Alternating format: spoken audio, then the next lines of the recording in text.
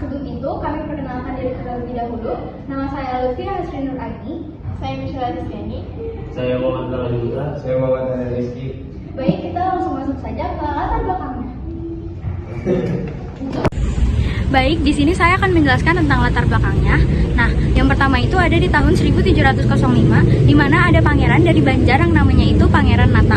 Nah, dia itu posisinya cuman wali pangeran mahkota aja, tapi dia malah ngejadiin diri dia sendiri jadi sultan pada saat itu.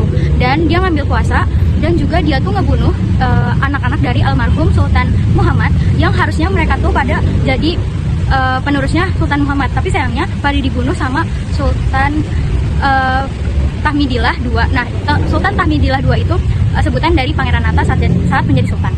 Nah, terus tapi alhamdulillahnya ada satu pangeran mahkota yang berhasil kabur, yaitu namanya Pangeran Amir, dan dia tuh melarikan diri.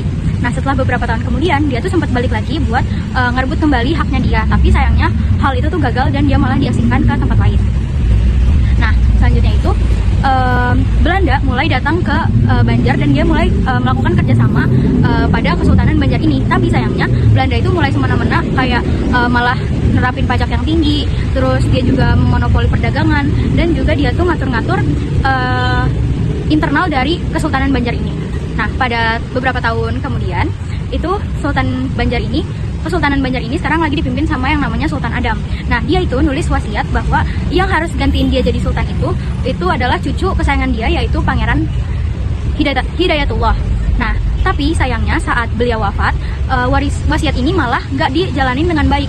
Malah Pangeran Tamjidillah yang pada saat itu sebenarnya cuma anak angkat atau kayak anak selir gitu, dia tuh malah dijadiin sultan pada saat itu dan ngelangkahin si Pangeran Hidayatullah. Padahal itu tuh nggak boleh, karena kan Pangeran Hidayatullah itu anak dari permaisuri yang sah gitu, dan dia harusnya yang jadi sultan. Tapi itu tuh nggak bisa dilakuin karena Belanda bener-bener nguasain Kesultanan Banjar pada saat itu.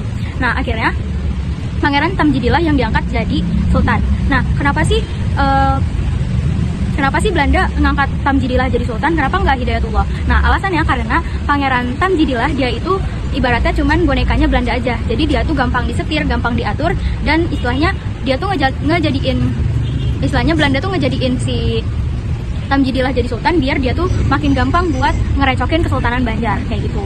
Nah, kabar ini bikin rakyat marah, dan rakyat-rakyat tuh pada nggak terima kan, karena si Belanda ini ngehianatin wasiatnya Sultan Adam. Nah, terus akhirnya timbul perlawanan dari rakyat-rakyat yang dipimpin oleh Pangeran Hidayatullah dan juga Pangeran Antasari. Nah, Pangeran Antasari ini diketahui bahwa dia itu cucu dari Pangeran Amir yang tadi diasingkan gitu. Nah, maka dari itulah terjadinya Perang Banjar. Saya akan menjelaskan proses perlawanan. Yang pertama, Perang Pecah 20 April 1959 dengan serangan rakyat terhadap Tambang Batu Baru Pangaron. Yang kedua, dipimpin oleh Pangeran Antasari dibantu Pangeran Hidayatullah dan tokoh-tokoh agama.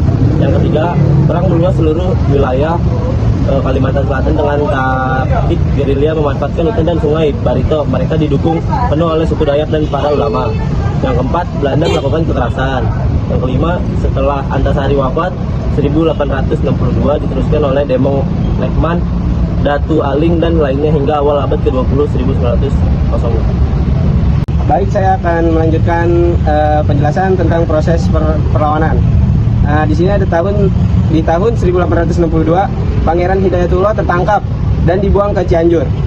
Terus Pangeran Antasari mengambil alih kepemimpinan, diangkat rakyat dengan gelar penembahan Amiruddin Khalifatul Mukminin.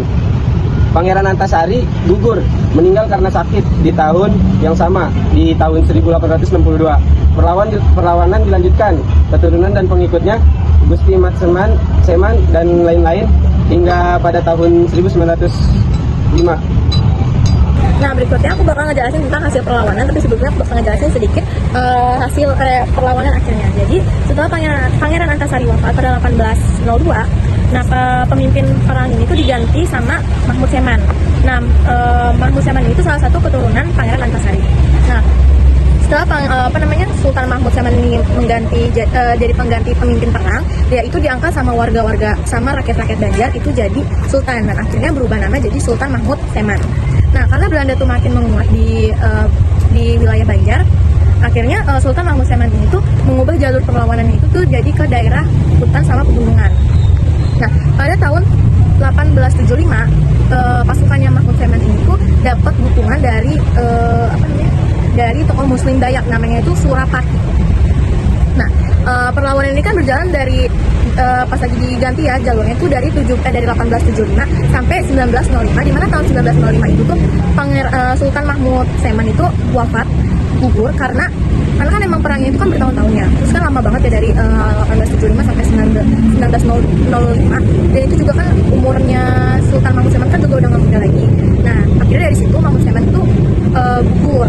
Nah, karena gugurnya Mahmud Seman itu akhirnya perlawanan para perjuangannya itu tuh mulai melemah karena kan udah nggak ada yang namanya pemimpinnya lagi. Nah, kenapa nggak ada pemimpinnya lagi? Karena menurut rakyat mereka itu nggak ada tokoh yang bisa nyatuin tokoh Dayak sama Banjar kayak si Sultan Mahmud Seman ini. Nah, terus Sultan Mahmud Seman itu salah satu keturunan kerajaan Kesultanan Banjar yang terakhir, atau emang udah nggak ada lagi keturunan Kesultanan Banjar. Jadi makanya perlawanan itu udah nggak dilanjut, akhirnya pasukan-pasukannya itu tercerai-berai kemana-mana. Terus juga kan makin lama logistik, terus habis itu juga sama persenjataannya kan udah makin berkurang. Terus juga Belanda tuh udah banyak bangun benteng-benteng sama pos di seluruh sungai-sungai. Jadi makanya peringan mereka tuh udah kekepung gitu, dan akhirnya melemah. Nah, akhirnya pada 1906 ini perjuangan akhirnya.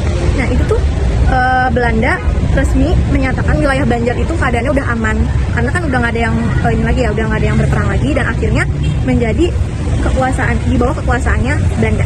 Sekian.